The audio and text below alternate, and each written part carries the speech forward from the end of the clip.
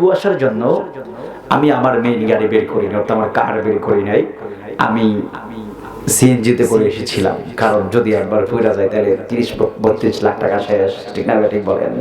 তো সিএনজি 4-5 লাখ টাকা গেল তো তত দাম যাইবো, কথা কন না ঠিক না ঠিক?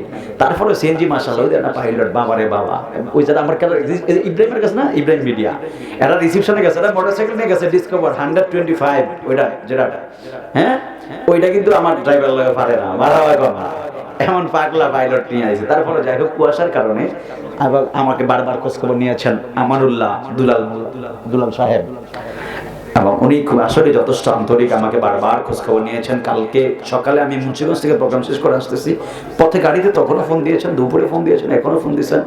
আর একটা ছেলে আছে, ওনার সম্ভবত ভাতিজা, কি যেন নাম, সৌরভ, শুভ, বিদেশে আছে, দোয়া করবেন আল্লাহ যেন হায়াতে বরকত বাড়িয়ে দেয়, আমিন বলেন।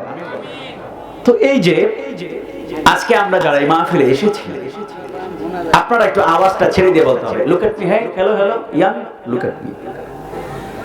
আপনারা একটু আওয়াজটা ছেড়ে দিয়ে বলেন আমরা খুশি না বেজার বাবা। এই